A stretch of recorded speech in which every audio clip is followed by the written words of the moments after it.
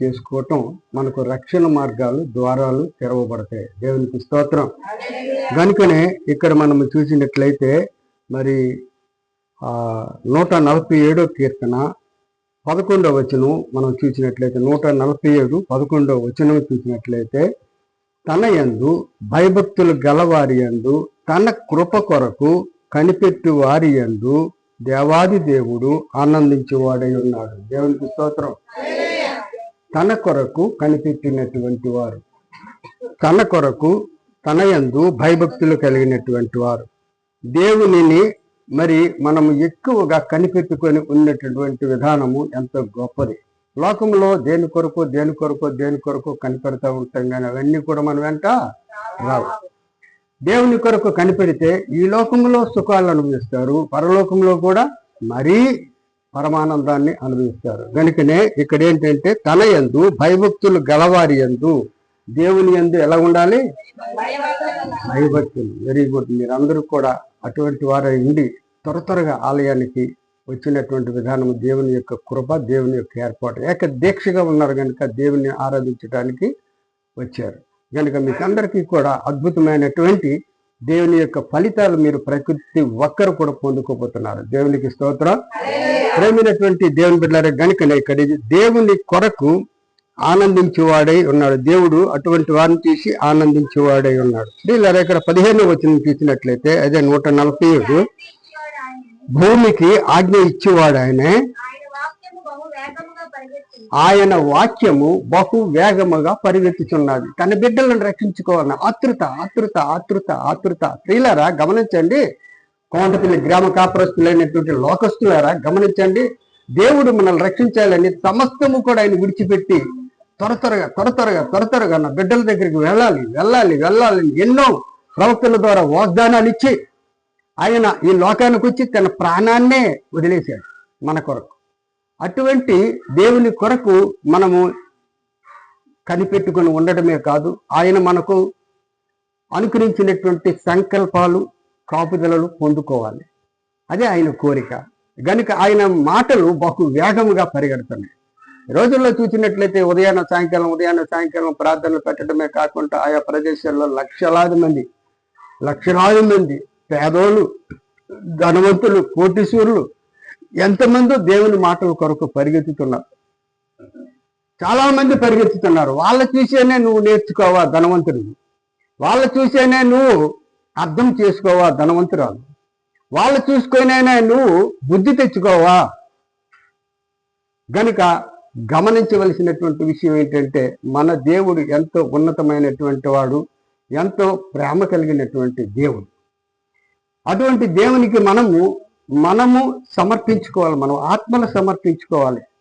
మన ఆత్మలు, మన కుటుంబంలో ఆత్మలు కూడా సమర్పించుకోవలసినటువంటి అవసరత ఎంతైనా ఉంది. ఇక్కడ ఉత్తర ప్రత్యుత్తరాల్లో చదువుకున్నారు. ఉత్తర ప్రత్యుత్తరాల్లో 10 సామెతలు 10 మరి చూసినట్లయితే జ్ఞానము గల కుమారుడు తండ్రిని సంతోషపరచును, బుద్ధి లేని కుమారుడి తల్లికి దుఃఖము పుట్టించును. ఎంత ఘోరమైనటువంటి విషయం చూడండి. ఇక్కడ జ్ఞానము కావాలి, కుమారులకు జ్ఞానము కావాలి, తల్లిదండ్రులకు జ్ఞానము కావాలి. ఎటువంటి పరిస్థితుల్లో కూడా ఎంతో కష్టపడి మరి తండ్రి పిల్లల్ని పెంచుతాడు, భార్యని పిల్లల్ని. తల్లి కూడా అంతకంటే ఇంకా విలువగా పెంచుతాయి. అటువంటి తల్లిదండ్రులను మనము ప్రేమించాలా లేదా? ప్రేమిస్తాం. ఇటు లోక సంబంధమైనటువంటి తల్లిదండ్రుల మీదే అంత మనకు ప్రేమ ఉండేటప్పుడు మనకు సమస్తానికి కూడా అధిపతి అయినటువంటి మన దేవుని దగ్గర ఇంకెంత ప్రేమ ఉండాలి మనకి. గనుక ప్రియమైనటువంటి దేవుని బిడ్డలారా గమనించండి. అందుకని ఇక్కడ 8 సామెతలు చెప్తున్నాడు. మనం ఎప్పుడు చదువుకుంటున్నాం. సామెతలు 8వ అధ్యాయంలో 32వ వచనం చూసినట్లయితే కావున పిల్లలారా నా మాట ఆలకించిడి, నా మార్గములను అనుసరించేవారు ధన్యులు. గమనించారా? ఆ ధన్యతలు దేవుడు మనకి ఇవ్వబోతున్నాడు. నా మార్గములు అనుసరించేవారు ధన్యులు. ఉపదేశమును అంటే సారము కలిగినటువంటి మాటలు, మనకు పనికొచ్చినటువంటి మాటలు ఉపదేశం. గనుక ఉపదేశమును నిరాకరింపక దానిని అవలంబించి జ్ఞానులై ఉండిరి. అనుదినము నా గడప యొద్ద కనిపెట్టుకొని నా ద్వారబంధముల యొద్ద కాచుకొని నా మాటలను వినువారు ధన్యులు. పిల్లలు గమనించారు, ఈ మాటలు మీ హృదయములకు అద్దెంపబడుగాక. వివరిస్తే మనకి ఇదే పాఠం సరిపోద్ది. కానీ లోకంలో మనం ఎన్నెన్నో కనిపెట్టుతూ పోతా ఉంటాం. కానీ అన్నిటికంటే శ్రేష్టమైనటువంటిది దేవుని యొక్క మాటలు. దేవుని యొక్క మాటలు మనము వినగలిగినటువంటి వారమైతే మనకు ఆత్మకు శాంతి కలుగుద్ది, మన శరీరానికి ఆరోగ్యం వస్తుంది, మన జీవితంలో ఆయన కాపుదల ఉంటుంది. కానీ దేవుని మాటలు వినడానికి ఇష్టపడమంటే మనం చాలా మంది ఇష్టపడరు. ఇక్కడ మిమ్మల్ని నేను అంటం లేదు, కొంతమంది ఉంటారు మీలోన. కానీ ఎటువంటి పరిస్థితుల్లో ఇష్టపడరు. సారము కలిగినటువంటి మాటలు ఇష్టపడరు, బుద్ధి కలిగినటువంటి మాటలు ఇష్టపడరు, రక్షణ పొందుకోవలసినటువంటి మాటలను ఇష్టపడరు, ప్రాణాన్ని కాపాడగలిగినటువంటి మాటలను ఇష్టపడరు, ప్రాణం పోగొట్టుకున్నటువంటి మాటలను ఇష్టపడతారు కదా. ప్రాణం పోగొట్టుకున్నటువంటి మాటలు ఇష్టపడతారు. దేవుని మాటలు మనం చెబుతా ఉంటే చాలా మంది వినరండి. అదే నువ్వు బూతు మాటలు చెప్పు, శుభంతా నీ మీద పెట్టేస్తారు, శుభంతా నీ మీద పెట్టేస్తారు. ఒకరికొకరు పొడ్డీలు చెప్పుకుని అలా ఆడేళ్ళటోడు ఇది వెళ్ళాడితే ఎలా చేసింది అలా చేసింది, రెండు చెవులు మాత్రం ఆ మాటల మీద పెట్టేస్తారు. కానీ స్వచ్ఛమైనటువంటి అర్థమైనటువంటి చక్కనైనటువంటి రక్షింపగలిగినటువంటి మాటలు వినరంటే ఎవరు కూడా వినటానికి ఇష్టపడరు.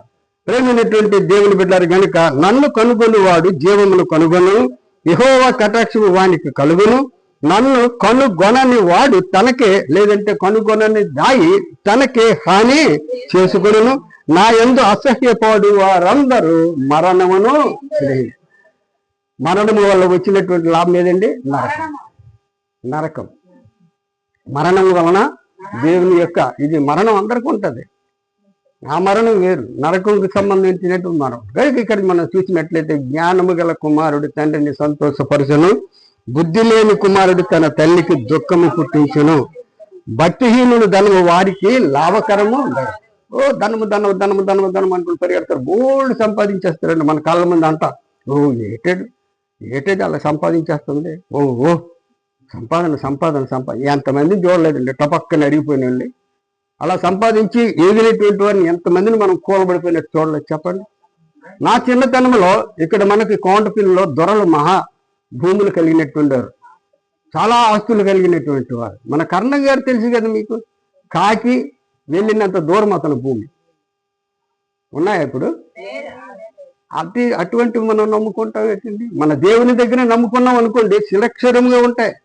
ఈ లోకంలో నీకు ఐశ్వర్యం పెరుగుద్ది, పరలోకంలో కూడా ఐశ్వర్యం పెరుగుతుంది. ఇంకో రోజు చెప్పుకుందాం, సాల్మాను ఈ లోకంలో ఐశ్వర్యవంతుడయ్యాడు. అనవసరం పోగొట్టుకున్నాడు కూడా, అతను దీర్ఘాయువుని పోగొట్టుకున్నాడు. ఈ లోకాన్ని ఆశపడ్డాడు, వ్యామోహంతో పాపపు చూపులతో ఆశపడి నాశనం అయిపోయాడు, పతనమైపోయిన తర్వాత బుర్ర కొట్టుకొని మనకైనా బుద్ధి చెప్తాను ఉండు నా తర్వాత వాళ్ళకి అనేసి ఈ సామెతలు, పరమగీతాలు, ప్రసంగి రాశాడండి. అద్భుతమైనటువంటి మాటలు రాశాడు. నమ్మకు లోకముట్టు వ్యర్థము. లోకంలో ఉన్నవన్నీ కూడా వ్యర్థం అని రాసుకొచ్చాడండి. ఎందుకంటే అతను అనుభవించాడు కనుక. ఈ రోజుల్లో దైవ సేవకులు చెప్పినటువంటి మాటలు వ్యర్థం అంటే ఎవరికి కూడా ఇష్టం ఉండదండి. చెడు వ్యర్థం అంటే ఇష్టం ఉండదండి. పాపము వ్యర్థం అంటే ఇష్టం ఉండదండి. నువ్వు చేసినటువంటి అతిక్రమములు మంచి కాదంటే ఇష్టం ఉండదండి. చెయ్యి అంటే ఇష్టపడతారండి. చాలా మంది అంటారట, బాబురావు ఎప్పుడు తిడతనే ఉంటాడు. ఎందుకు తిడతాడు? ఎవరు తిడతాడండి? మంచిని తిడతాడు ఏంటి? దేవుడు. చెడ్డోళ్ళు మంచిగా మారాలని దేవుని యొక్క మాటలని. కనుక ప్రియమైనటువంటి దేవుని బిడ్డలారా, ఇక్కడ అద్భుతమైనటువంటి మాటలను మనము తెలుసుకోవలసినటువంటి అవసరత ఎంతైనా ఉంది. ఇక్కడ చూసినట్లయితే యెహోవా, అదే 13లో, యెహోవా నీతిమంతుని ఆకలి కొననీయడు. గమనించారా? నీతిమంతుని ఆకలి కొననీయడు, భక్తిహీనుని ఆశను భంగము చేయను. భక్తిహీనుల ఆశ పెరుగుతారండి, తరగడానికి పెరుగుతూ ఉంటారు. తర్వాత బద్ధకముగా పనిచేయువాడు దరిద్రుడగను. బద్ధకముగా పనిచేయవారు ఏమవుతారు? దరిద్రులగుదురు. శ్రద్ధ గలవారు ఐశ్వర్యవంతులగుదురు. దేవునికి స్తోత్రం. శ్రద్ధ గలవారు ఎలా అవుతారండి? ఐశ్వర్యవంతులు. వీళ్ళరా నా చిన్నతనంలో చూసినట్లయితే ఇక్కడ మన పేట అంతా కూడా బానిసత్వంతో, ఐగుప్తులో దేవుని ప్రజలు ఏ విధంగా బానిసత్వంగా ఉన్నారో అలాగే బానిసత్వంగా ఉండేవాళ్ళు. చాలా భూమి కలిగినటువంటి ఐశ్వర్యవంతులు ఉండేవాళ్ళు, దొరలు, పెద్ద పెద్ద కాపులు, అందరి దగ్గర కూడా మనం పనిచేసేవాళ్ళం. ఎలా తెలిసండి? 4 గంటలకే లేచిపోవాలి. నాతో ఉండేవాళ్ళండి. నాతో ఉండేవాళ్ళు నాటికలు నేర్చుకునేవారు. 1 గంటకి లేదంటే 1 గంటన్నరకి విడిచిపెట్టేవాడిని. వెళ్ళిపోయేవాళ్ళు, పడుకుంటే 4 గంటలు లేచిపోయి మరలా పని చేసుకునేవారు. ఇప్పుడు ఉన్నారు కొంతమంది అట్లా, ఇప్పుడు చేయలేరు. కొంతమంది ఎలా ఉండాలంటే శ్రద్ధ. అయ్యో నా భూమి ఉండిపోయింది, దున్నాలు, రాత్రి 2 గంటలకి భూమి దున్నడానికి వెళ్ళిపోయాలంట. అంత శ్రద్ధ అనమాట. అక్కడ ఉన్నటువంటి దుష్ట సాతానులన్నీ కూడా వాళ్ళకి ఎదురయ్యేటప్పుడు ఎంతో బాధపడినప్పటికీ కూడా వాళ్ళకి దీక్ష ఏంటో తెలుసండి, నా భూమిని దుక్కియాలి, ఆస్తిని సంపాదించుకోవాలని దీక్ష. ఇటువంటి పరిస్థితుల్లో ఎంతమందో ఉండేవాళ్ళండి. కనుక వాటికి శ్రద్ధ చూపెడుతున్నాం, కానీ మన దేవునికి పట్ల మనం శ్రద్ధ చూపెట్టడానికి లొంగాలి. మన దేవుని పట్ల శ్రద్ధ చూపెడితే దాన్ని మేలు ఉందండి, మేలుంది. ప్రియమైనటువంటి దేవుని బిడ్డలారా, ఇక్కడ మనం చూసినట్లయితే లాస్ట్ మాట, వేసవి కాలమున కూర్చువాడు బుద్ధిగల కుమారుడు, కోతకాలమందు నిద్రించేవాడు సిగ్గుపరుచు కుమారుడు, నీతిమంతునికి తల మీదకి ఆశీర్వాదములు వచ్చును. దేవునికి స్తోత్రం. నీతిమంతుని తల మీదకి ఏంటి వస్తాయండి? ఆశీర్వాదములు వచ్చును. బలత్కారము భక్తిహీనుని నోరు మూసివేయును. అటువంటి నీతిమంతుణ్ణి జ్ఞాపకం చేసుకొనుట ఆశీర్వాదకరం. నీతిమంతుల్ని జ్ఞాపకం చేసుకోవడం అంటే ఆశీర్వాదకరం. ఇది ఎప్పుడు చదువుతుంది చెప్పండి, మీరు గుర్తున్నాయా? చనిపోయేటప్పుడు జ్ఞాపకార్థం ఇప్పుడు ఈ మాటను చదువుతారు దైవ సేవకులు, ఎన్నెన్నో చెప్తారు. ప్రేమైనటువంటి దేవుని బిడ్డలారా, ఇటువంటి నీతిమంతులు దేవునికి అవసరమై ఉన్నారు. ఇక్కడ చూద్దాం, చక్కగా చదివింది పాప, ధ్యాన భాగాన్ని చక్కగా చదివింది. అదే 1వ దినవృత్తాంతాలు 2వ అధ్యాయము 12 నుంచి చూద్దాం, 12 నుంచి 17 వరకు చూద్దాం.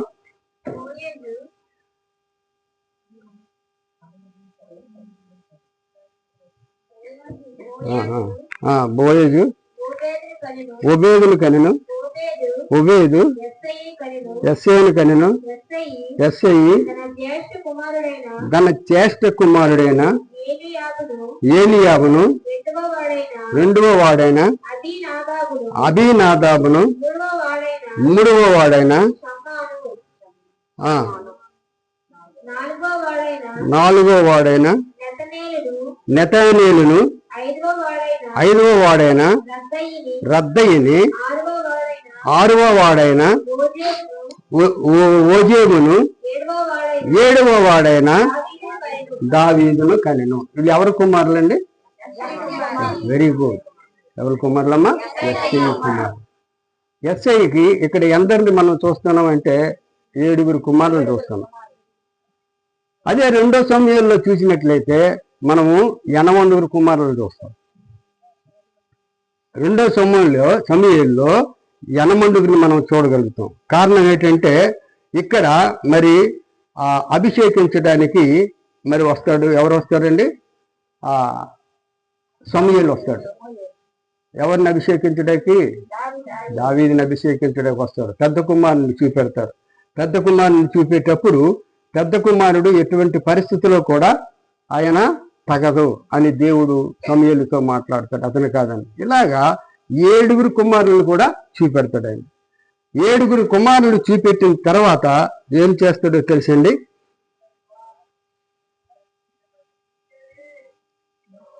1వ సమూయేలు 16వ అధ్యాయము, 1వ సమూయేలు ఇక్కడే 16వ అధ్యాయము మనం చూసినట్లయితే 16వ అధ్యాయము 10వ వచనం నుంచి చూద్దాం. ఎస్ఐ తన 7 కుమారులను సమూయేలు ఎదుటికి పిలువగా సమూయేలు యెహోవా వీరిని కోరుకోలేదని చెప్పి నీ కుమారులందరూ ఇక్కడ ఉన్నారా అని ఎస్ఐని అడుగుగా అతడు ఇంకా కడసారి వాడు ఉన్నారు. దేవునికి స్తోత్రం. ఇక్కడ ముందు ఎంతమందిని చూపించాడండి? అతను 6 కాదు, 7 చూపించాడు.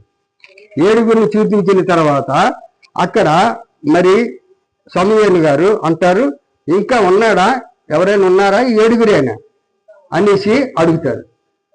యెస్సయ్య తన కుమారులు 7 కుమారులను సమూయేలు ఎదుటికి పిలువగా సమూయేలు యెహోవా వీరిని కోరుకొనలేదు అని చెప్పారు. అయితే నీ కుమారులందరూ ఎక్కడ ఉన్నారా అని యెస్సయ్యని అడుగుగా అతను ఇంకను కడసారి వాడున్నాడు, అయితే వాడు గొర్రెలు కాయిస్తున్నాడని చెప్పారు. దేవునికి స్తోత్రం.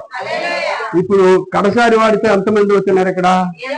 8 వెరీ గుడ్, చాలా మంచి వాళ్ళారా. దేవుడు మిమ్మల్ని దీవించింది కాక. చక్కగా జ్ఞాపకంతో అంటే మీరు వాక్యం వింటున్నారనమాట. 7 ముందు చూపించి తర్వాత కడసారి వాడు ఉన్నాడు అని చెప్పారు. ఇక్కడైతే మనకి 7 కనబడుతున్నారు. ఇక్కడ యెస్సయ్య కుమారులు 7 కనబడుతున్నారు. చిన్నవాడు దావీదు అని చెప్పబడుతున్నాడు. అక్కడ 7 కాక 8వ వాడు దావీదు, కడసారి వాడు అని చూపెడుతున్నాడు. ప్రేమైనటువంటి దేవుని బిడ్డలారా, మరి సమయంలో మనం చూసినట్లయితే ఇక్కడ మరి కడసారి వాడిని మరి మనము చదువుతున్నాం. ఎంతో అద్భుతంగా ఆ కడసారి వాడి గురించి మనము వింటున్నాం. ఇక్కడ మరి చూసినట్లయితే యెస్సయ్య ఎలా వచ్చాడు? యెస్సయ్య కుమారుడు దావీదు అనిపించుకున్నాడు కదా. యెస్సయ్య కుమారుడు, చిన్న కుమారుడు దావీదు అనిపించుకున్నాడు. మరి యెస్సయ్య తండ్రి మనకు అర్థం అవ్వాలి కదా. యెస్సయ్య తండ్రి అంటే ఇక్కడ మనం చదువుకున్నాం కదా. చదువుకున్నటువంటి మాటలు ఏంటంటే ఇక్కడ మనం చూద్దాం, 12వ వచనం నుంచి చూద్దాం. అదే 1వ దినవృత్తాంతాలు 2వ అధ్యాయము 12వ వచనం నుంచి చదువుదాం. బోయజు ఓబేదును కనెను. బోయజు ఎవరు గుర్తొచ్చారా మీకు? వెరీ గుడ్, దేవుని స్తోత్రం. బోయ్ ఎవరు భర్త అమ్మా?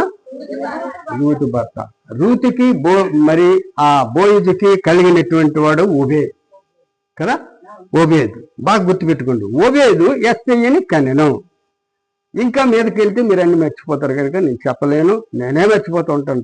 తప్పు మీరు చక్కగా చెప్తున్నారు. ఇంకా మీదకి వెళ్ళామనుకోండి, మరి ఆ బోయిజు కుమారులు, బోయిజు తల్లిదండ్రులు, ఇంకా మీదకి వెళ్ళామంటే మనం మర్చిపోతాం. బోయిజుని వరకు చాలు మనకి, ఎందుకంటే రూతు భర్త బోయిజు. నయోమి కోడలు రూతు మరి బోయిజుని చేసుకుంది. బోయిజుని చేసుకున్న తర్వాత బోయిజు ఎవరిని కన్నారు? ఓబేదును కనెను. ఓబేదు యెస్సయ్యను కనెను. ఇప్పుడు రండి, చూసారా, మర్చిపోతున్నారు. యెస్సయ్యను కనెను. యెస్సయ్య ఎందరు కుమారులు కన్నాడు? 7 కుమారులు. కుమార్తెలు ఎందరో తెలుసా? 2. వెరీ గుడ్, ఎప్పుడు కంట పెట్టారు కదా. 2 అది చూద్దాం. ఇక్కడ మరి యెస్సయ్య తన జ్యేష్ఠ కుమారుడైన ఎలియాబు, 2వ వాడైన మరి మొత్తానికి ఉంది. తర్వాత కుమార్తెలు 17వ వచనంలో చూసినట్లయితే 16 నుంచి చూద్దాం. సెరూయా, అబీగయాలు వీళ్ళు అక్క చెల్లెండ్రు. 8 తోడ ఎంతమంది ఉన్నారు అక్క చెల్లెళ్ళు? 2. ఇక్కడ మరి సెరూయా ఎంతమంది కుమారులు కన్నదో చూద్దాం. సెరూయా కుమారులు 3. ఎంతమంది అమ్మా? సెరూయా కుమారులు 3. అబీషై, యోవాబు, ఆషేయేలు. యోవాబు మనకు కనబడతాడండి. ఎక్కడ కనబడతాడు తెలిసి? దావీదు దగ్గర కనబడతాడు, యుద్ధ భూమిలో కనబడతాడు యోవాబు. ఇక్కడ అబీగయీలుకి 1 కుమారుడు. వీళ్ళు ఎవరి బిడ్డలు? యెస్సయ్య కుమార్తెలు. ఈ యెస్సయ్య కుమార్తెలు అయితే ఇక్కడ చెయ్యూడికి 3 కుమారులు, అబీగయీలుకి 1 కుమారుడు. ఈ 1 కుమారుడు ఎంతో ప్రవీణుడైనటువంటి వాడిగా అబీగయీలు ఏర్పరచుకుంది. అతని భర్త పేరుంది, ఇంకొక దగ్గర ఉంటుంది గనుక మరి ఇక్కడ మరి సెరూయా కుమారులు 3. అందులో చాలా ప్రాముఖ్యమైనటువంటి వాడు మరి మనకి కనబడతాడు యోవాబు కనబడతాడు. ఎందుకంటే అబ్షాలోము దావీదు కొడుకు కదా. దావీదు ఎంతో శ్రమ పడతాడండి. దావీదు చిన్నతనం నుంచి కష్టాలు పడతాడు, గొర్రెలు మేపుతాడు, అన్ని చేస్తాడు. అన్ని చేసిన తర్వాత రాజుకి మంచి మేలు చేస్తాడు. రాజుకి మేలు చేసిన తర్వాత ఏం చేస్తున్నాడు తెలిసండి? రాజు దావీదు మీద కుట్రదాన్ని చంపేయాలని ప్రయత్నిస్తాడు. చంపేయాలని ప్రయత్నిస్తే దావీదు చాలా బలశాలి. మీకు సింపుల్గా చెప్తున్నాను చూడండి, మీకు అర్థమయ్యి అంటే మీ హృదయంలో నాటపడాలని. దావీదు చాలా బలవంతుడండి. సౌలు ఎందుకు పనికిరాడు, సౌలు సైన్యము కూడా ఎందుకు పనికిరాదు. అటువంటి బలవంతుడు కూడా సౌలుని గౌరవించాడు. ఎందుకో తెలిసిందండి, సౌలు దేవునితో అభిషేకించాడు. అభిషేకించినటువంటి సౌలుని ఏ మండకి ఇష్టపడు. ఎన్నిసార్లు చంపేయడానికి రెడీగా ఆయనకి అవకాశాలు వచ్చినప్పుడు కూడా చంపడు. తన ఉన్నటువంటి సైన్యము కూడా, ఇదిగో నీ పగవాడు పలానా తెలిసి దగ్గర ఉన్నాడు, చంపేద్దామా, ఈజీ దొరికిపోతాడు. అతను అభిషేకించినటువంటి వాడు, అతను మనము కానీ ఇతన్ని చంపేయాలని పరిగెడుతున్నాడు. 2-3 సార్లు బల్లాన్ని విసురుతాడు, ఆయన తప్పించుకుంటాడు. చంపుతుంటే చావును తప్పించుకొని పరిగెత్తుతూనే ఉంటాడు. చివరికి విజయం ఎవరిది? దావీదే. ఈ సౌలు ఏదో విధముగా మొత్తానికి చనిపోతాడు. చూడండి, నీతిమంతుల మీదకి ఎవరైనా ఎగబడితే అటువంటి పరిస్థితే. చాలా మంది కుట్రలు పన్నుతూ ఉంటారు నీతిమంతుల మీద. నీతిమంతుడు ఎంత ప్రేమలు చూసినా ఎటువంటి పరిస్థితుల్లో ఇష్టపడరండి. నీతిమంతుని తగులుతా చివరికి ఆ తగులే చచ్చిపోయాడు. అదే విధముగా కడుపులో పుట్టినటువంటి కుమారుడండి అబ్షాలోము, దావీదు కుమారుడు. ఈసారి అబ్షాలోము విరోధి తయారయ్యాడు. అబ్షాలోము విరోధి తయారై తండ్రిని చంపడానికి చూస్తాడు. పరిగెడతా ఉంటాడు. తండ్రి ఏం చేస్తాడో తెలుసండి, అబ్షాలోముని చంపాలంటే ఒక సెకండ్, కానీ అతను చంపడానికి ఇష్టపడ్డు. కుమారుడిని చంపడానికి ఇష్టపడ్డు. అతను ఏం చేస్తాడంటే దావీదే దాగుండిపోతాడు.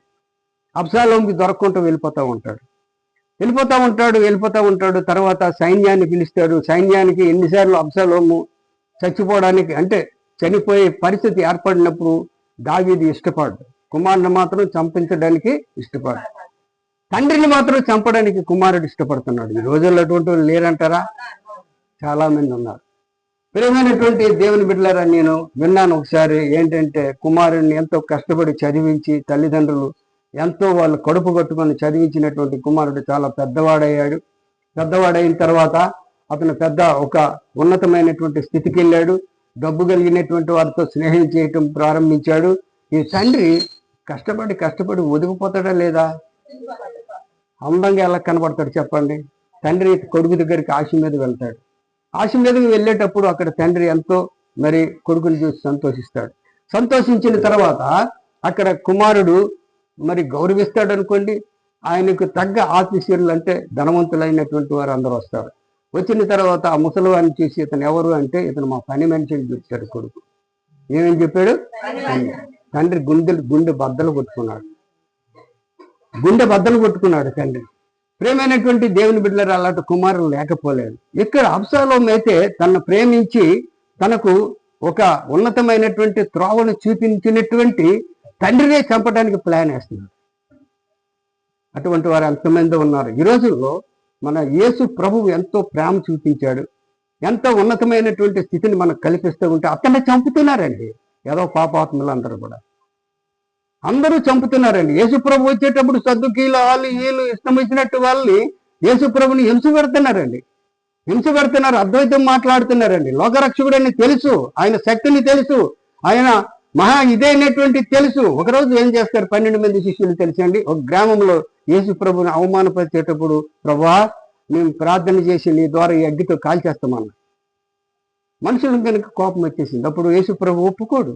ఆయన ఒప్పుకోడు. తన ప్రాణం పెట్టడానికైనా మన కొరకు ఎంతైనా ఇచ్చేశాడు, కానీ అతను మాత్రం ఒప్పుకోడు. మంచిని చంపి చెడుని బ్రతికిస్తున్నటువంటి లోకం కాదా? ప్రేమైనటువంటి దేవుని బిడ్డలు, ఇక్కడ మాత్రము సేయీరు అబీగయీలు కలిగినటువంటి వాడు ఒక్క కుమారుడే. సేయీరు కలిగినటువంటి వారు, అలక్క కలిగినటువంటి వారు 3 కుమారులు. వీళ్ళు ఎక్కడ వాళ్ళు ట్రైనింగ్ ఇస్తున్నారో తెలుసండి?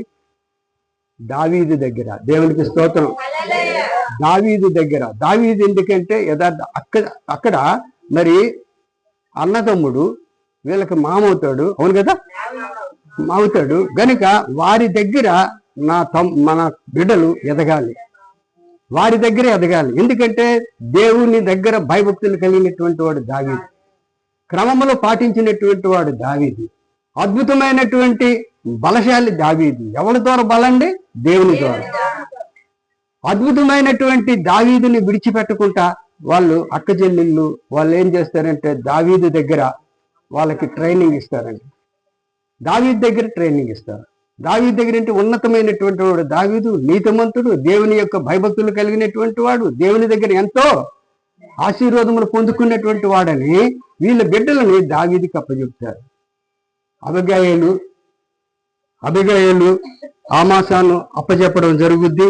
అదే విధముగా అబిస్తే, యోవాబు, ఆషాహేలు అని ముగ్గురు కొడుకుల్ని కూడా ఎవరండి? సెరూయా అప్పచెప్పుద్ది.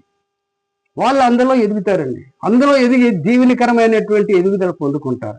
ప్రేమైనటువంటి దేవుని బిడ్డలారా, ఈ రోజుల్లో మనకు వచ్చినటువంటి గర్భఫలాలని ఎక్కడ మీరు నడిపిస్తున్నారండి? దేవుని దగ్గరికి నడిపిస్తున్నారా? లోకంలో నడిపిస్తున్నారా? స్త్రీలు కానీ పురుషులు కానీ లోకంలో నడిపిస్తున్నారు. దేవుని ఆలయంలో వాళ్ళకి కాపుదల ఉంది. దేవుని ఆలయంలో వాళ్ళకి భవిష్యత్తు ఉంది. దేవుని ఆలయంలో వారి జీవితాలు కొనసాగుతాయి అని ఒక్కరూ తెలుసుకోరండి. లోకంలో నడిపిస్తూ ఉంటారు. చాలా మంది నేను వెళ్ళి 15-16 సంవత్సరాలప్పుడు బాప్తీసం తీసుకుంటానండి. అది ఎప్పుడు వద్దండి మా బాబుని, ఎప్పుడు వద్దండి మా పాపను, ఇంకా టైం ఉందండి, ఈ లోపు వెళ్ళిపోతే నరకానికి వెళ్ళిపోతాను, వాళ్ళకి తెలియదుగా. ఎంతమంది అంటారండి? ఇష్టపడరు దేవుని దగ్గర.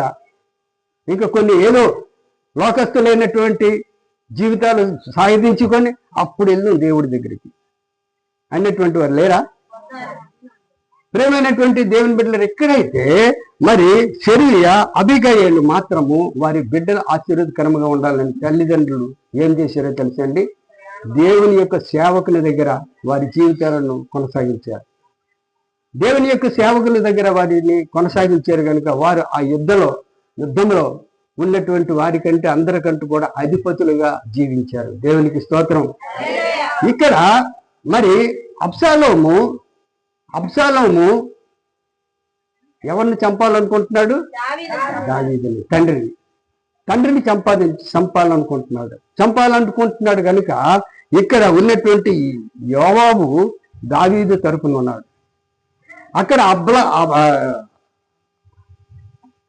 అక్కడ ఉన్న దావీదు కొడుకు అబ్షాలోము తరపున ఎవరున్నారో తెలుసండి? ఇక్కడ ఆమాసా ఉన్నాడు. ఈ ఆమాసా అద్భుతమైనటువంటి అధిపతిగా అక్కడ జీవిస్తున్నాడండి. ఎవరి దగ్గర అంటే ఆ అబ్షాలోము దగ్గర ఉన్నాడు.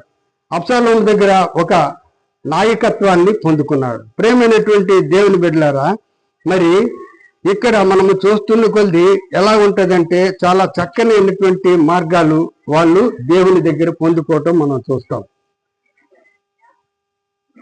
సెరూయా ఎంతో అద్భుతమైనటువంటి ఆనందాన్ని కూడా పొందుకుంటారు. ఎందుకంటే దైవజనుల దగ్గర ఉన్నటువంటి బిడ్డలను చూసి, దైవజనుల దగ్గర ఎదుగుతున్నటువంటి బిడ్డలను చూసి ఎంతో ఆనందిస్తారు. వీళ్ళారా ఈ రోజుల్లో తల్లిదండ్రులకు పుట్టినటువంటి బిడ్డలను పాపాలకు అప్పచెప్తున్నారు, కానీ దేవుని ఆలయమునకు అప్పచెప్పటం ఉన్నాయి. పదా నాయన, నువ్వు గుడికి పదా, మేము గుడికి వెళ్తాం, గుడిలో దేవుని యొక్క ఆశీర్వాదం ఉంది, దేవునికి మనం ఎంతో లోబడి ఉందాం అని బిడ్డలు లోబడుతున్నారు. వాళ్ళు లోకస్తులుగా ఉంటారు. ఎక్కడికి వెళ్తావు నాయన?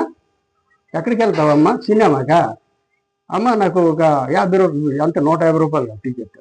నా చిన్నతనంలో 6 అన్నాల టికెట్, 150 రూపాయల టికెట్ తీసుకొని వెళ్ళిపోయి ఇచ్చేస్తారు. లేనిపోయినటువంటి చెడు వ్యసనాలకి తల్లిదండ్రులు బిడ్డలకు దారి చూపెడుతున్నారు, కానీ మంచి మార్గాలకు దారి చూపినిచ్చినటువంటి వారు ఎవరైనా ఉన్నారండి? చెడిపోతున్నారు, చిత్తరవద అయిపోతున్నారు, భయంకరమైనటువంటి బాధలతో నిండుకుంటున్నారు. ప్రేమైనటువంటి దేవుని బిడ్డలారు, ఇక్కడ ఆమాసా ఎవరి కొడుకు? అబిగయల కొడుకు. ఆయన సైన్యాధిపతిగా ఏర్పాటు చేయబడ్డాడు. దేవునికి స్తోత్రం. అదే విధంగా ఇక్కడ యోవాబు మాత్రము సైన్యాధిపతిగా ఏర్పాటు చేయబడ్డాడు.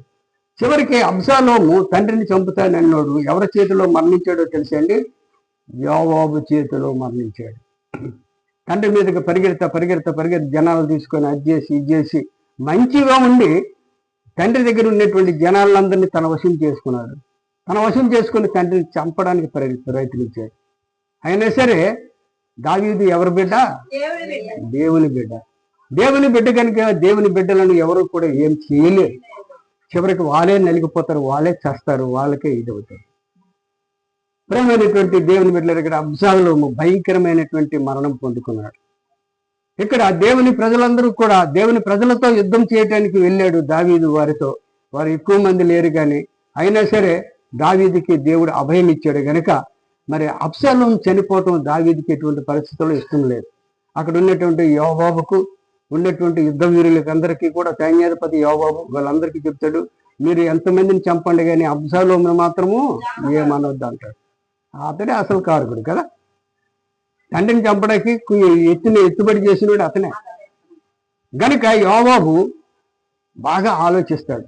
ఆలోచించి ఏం చేస్తాడంటే ఈ యొక్క అబ్షాలోము యుద్ధానికి వెళ్ళిన తర్వాత భయంకరమైనటువంటి పరిస్థితి పొందుకుంటాడు. దేవుని ప్రజలు దావీదు ప్రజల దగ్గర నిలవలేక అందరూ పారిపోతారు. ఈయన కూడా ఆ గాడితో వెళ్తూ ఉంటే ఒక మస్తకి అంటే వృక్షము, ఆ వృక్షము ఎటువంటిదో తెలియదు కానీ దానికి తన జుట్టు తిక్కుంటుందట, గాడి కింద వెళ్ళిపోద్ది. ఇక ఆయన ఆ మస్తకి వృక్షానికి ఏలబడి అలా ఉండిపోతాడు. చాలా హింస పొందుకుంటాడు. తండ్రి మీద కుట్రపడినటువంటి ఇటువంటి కుట్రలో కలిగినటువంటి వారికి అందరికీ గొప్ప బాధలు వచ్చి చనిపోవడం మనం చూస్తున్నాం. ఆత్మలో భయంకరమైనటువంటి కుట్రలు పెట్టుకొని అబ్షాలోము జీవించాడు గనక కుట్రకు తగ్గ అతనికి శిక్ష. ఆ మస్తకి వృక్షముకు ఏలబడిపోయాడు. భూమికి కాలందో గాడిద కిందలే వెళ్ళిపోయింది. అక్కడ ఏలబడుతున్నాడు. ఒక పనివాడు చూసి పరిగెత్తి యోవాబుకి చెప్తాడు. యోవాబు ఎవడు? దావీదుకి సైన్యాధిపతి మామే అవుతాడు దావీదు. గనుక అక్కడికి వెళ్తాడు. దావీదుకి ప్రాణహానికరమైనటువంటి వాడిని ఉంచకూడదు అని చెప్పి ఆయన వ్యక్తి బాణాలతో యోవాబే చంపేస్తాడు. ప్రేమైనటువంటి దేవుని బిడ్డలారా, దేవుడు ఎటువంటి వాడంటే చాలా ఉత్తమమైనటువంటి వాడు, ఉన్నతమైనటువంటి వాడు. దేవుని దగ్గరికి ఎవరు వస్తే వారికి తప్పనిసరిగా మేలులే కానీ కీడు మాత్రం ఉండదు. నువ్వు దేవుని దగ్గర ఎటువంటి పరిస్థితుల్లో కూడా గర్వం చూపించి నిర్లక్ష్యము కలిగినటువంటి మరి ఎటువంటి పరిస్థితుల్లో కూడా నిర్లక్ష్యము వీర చూపించుకొని చాలా మంది నడుస్తూ ఉంటారండి. వారికి వచ్చినటువంటి ఆపదను వారికి తెలియదు. ఎంతమంది అండి ఎన్ని సంవత్సరాలు బ్రతుకుతారండి? మన కళ్ళ ముందే నాశనం అయిపోతున్నాం. మనము నాశనం అయిపోతున్నామని జాగ్రత్త లేదండి. జాగ్రత్త లేదు. ఎటువంటి పరిస్థితుల్లో కూడా నష్టానికే ఇష్టపడతాం కానీ రక్షణకు ఇష్టపడలేదండి. లోకంలో ఉన్నటువంటి యవనలేటి, తల్లిదండ్రులేటి, బిడ్డలేటి అందరూ కూడా అదే విధముగా ఉంటున్నారు. చాలా మంది ఉన్నారు మంచి తల్లిదండ్రులు, వాళ్ళు దేవుని బిడ్డలు, దేవుని యొక్క క్రమంలో నడిపిస్తున్నారు. నా దగ్గర ఇక్కడే వాళ్ళు మంచి స్థానాలను పొందుకున్నారు. దేవునికి స్తోత్రం. మంచి స్థానాలను పొందుకున్నారు. చిన్నప్పటి నుంచి సండే స్కూల్లో నాతో నడిచి ఎప్పటికీ కూడా వాళ్ళకి ఇక్కడ నేను కనిపించినా సరే వాళ్ళు గౌరవిస్తారు. చాలా మంది నా దగ్గర సండే స్కూల్ చదివినటువంటి వారు ఇప్పుడు చూస్తే వాళ్ళు నన్ను కేర్గా చూసుకొని వెళ్ళిపోతూ ఉంటారు. అది చూసింది నన్ను కాదండి, ఎవరిని చూసినట్టు? మరి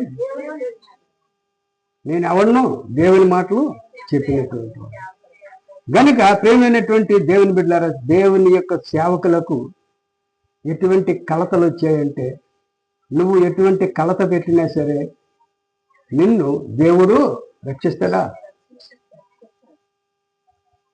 దైవ సేవకుడు దావీదు సొంత కుమారుడే, ఆయన కలత పెట్టాడు, ఆయన్ని చంపాలని చూశాడు, చచ్చాడు. భయంకరమైనటువంటి చావులు చచ్చాడు. ప్రేమైనటువంటి దేవుడు ఇలాంటి పాఠాలు ఎన్నో మరి మనం నేర్చుకోవచ్చు. పరిశుద్ధ గ్రంథంలో ఉన్నటువంటి పాఠాలు ఎటువంటివంటే నీతిమంతుని జ్ఞాపకం చేసుకొనుట అంటూ ఆశీర్వాదం. మనకు భూమి మీద నీతిమంతులు కావాలి. దేవునికి అదే కోరిక. ఆ కోరికను మరి దేవుని యొక్క క్రమములు మనము పాటించవలసినటువంటి అవసరత ఎంతైనా ఉంది. గనుక ప్రియులార సామెతల్లో 22:15 వచనములో చూసినట్లయితే బాలుని హృదయములో మూఢత్వము స్వాభావికముగా పుట్టును, శిక్షాదండన దానిలో నుండి తోలివేయును. దేవునికి స్తోత్రం. అదే 22 ఆ సామెతల్లో మనం ఎప్పుడు చదువుకుంటాం? 6వ వచనములో బాలుడు నడవలసిన త్రోవను వాడు పెరిగి పెద్దవాడి దాన్ని. అలా నేర్పుతున్నారమ్మా? చిన్నప్పుడు ఏదో పిల్లల్ని సండే స్కూల్కి పంపుతారేమో కానీ వాళ్ళు సరదాగా వస్తారు, తర్వాత వాళ్ళు పెరుగుతున్న కొద్ది మానేస్తున్నారు. మానేసి లోకంలో జీవిస్తున్నారండి. గుడికి రాడు, బడికి రాడు, ఏది రాడు. ఎంత భయంకరం! వారి జీవితాలు ఎప్పుడు కూడా దేవుని దగ్గర పెట్టుకుంటే మాకు ఎంతో సంతోషం, లేకుంటే మేము నశించిపోతాం ఏమని భయం లేదు. అది ఎవరిచ్చిన భరోసా తెలుసండి? తల్లిదండ్రులు ఇచ్చిన భరోసా. ఇలాంటి మీ పిల్లలు ఎంతమందో చెడిపోతున్నారు, కూలిపోతున్నారు, ఎంతో ఇదవుతున్నారు. లోకమును నమ్ముకున్నట అది మనకు తగదు, ఆశీర్వాదం కాదు. Very good. దేవుని నమ్ముకున్నట ఆశీర్వాదాలు కుమ్మరింపబడతాయి. నువ్వు చదువులో నీ పిల్లలు పెద్దవారు అవుతారు, దేవుని దగ్గరికి నడిపించి. వారికి ఉద్యోగాలు కావాలా, పెద్దవాళ్ళు అవుతారు. వారికి వివాహాలు కావాలా, దేవుడు ఏర్పాటు చేస్తారు. వారి జీవిత కాలము దీర్ఘాయువులు కావాలా, దేవుడు కలుగు చేస్తాడు. వారు జీవించే సంవత్సరములన్నీ కూడా అధికములు అవుతాయి. అధికములు అవడమే కాక వారికి ఏ ఒక్క కొరతలు కూడా లేకుండా దేవుడు తీసుకువెళ్తాడు. ఇలాంటి కుటుంబాలు ఎన్నో మరి కొనసాగించడం నేను చూస్తున్నాను. కానీ కుటుంబాల్లో అపవాది కలతలు పెట్టుతూ వెళ్తూనే ఉంటాడు. అలాంటి కలతలకు మనకు పోవాలంటే మనం ఏం చేసుకోవాలండి? ఎన్ని చెప్పినా సరే ప్రార్థన మాత్రం పుట్టిదే. నీకు ఏదో కోరిక కావాలి, ఏదో నీకు ఇంటిలో దేవుని యొక్క ఆశీర్వాదం ఉండాలి, దేవుని ద్వారా నువ్వు అభివృద్ధి పరచబడాలి, దేవునికి నువ్వు మరి ఎంతో భయభక్తులు కలిగి జీవితాన్ని దేవునికి సమర్పించుకుంటూ ప్రార్థన ప్రార్థన ప్రార్థన దైవ సేవకులు చెప్పింది అది. రోజుకి దానియేలు 3 సార్లు ప్రార్థన చేసేవారు. 3 సార్లు కాదు, దైవజనులు ఇప్పుడు 3 సార్లు కాదండి, 10 సార్లు కూడా చేస్తున్నారు, 20 సార్లు కూడా చేస్తున్నారు, పడుకున్నంత వరకు కూడా చేస్తున్నారు. ఎందుకంటే అనేక మంది రక్షించబడాలని దేవుని యొక్క ఉద్దేశం కనుక దైవజనులు దేవునితో సహవాసము కలిగి మరి చక్కనైనటువంటి వర్తమానాలు తెలిపితే అవి మన చెవులకు ఎక్కకుంటున్నాయి. మన చెవులకు ఎక్కనే ఎక్కవు గనుక ప్రియమైనటువంటి దేవుని బిడ్డలారా, మరి ఇక్కడ మనం చూసినట్లయితే సామెతల్లో మనకు తెలుసు, సామెతల్లో 20:29 చూసినట్లే యవనస్తులు బలము, వారికి అలంకారము, తలనెరుపు వృద్ధులకు సౌందర్యం. ఆ బలం వచ్చింది అనుకోండి, యవనస్తులకి ఎంత వాపోతారో కదా, ఎంత భయంకరమని అవుతారు. కనుక యవనులు దేని చేత తమ నడకను శుద్ధిపరుచుకుంటారు? 119 కీర్తన 9వ వచనంలో మనము చూస్తూ ఉంటాం. చివరి మాట చూద్దాం. కీర్తనలు 92 12వ వచనం చూసి 12 నుంచి 13 వరకు చూస్తే, కీర్తనలు నీతిమంతులు దేవునికి స్తోత్రం. ఎవరండి? ఖర్జూర వృక్షము. ఖర్జూర వృక్షం ఎటువంటిదండి? చాలా.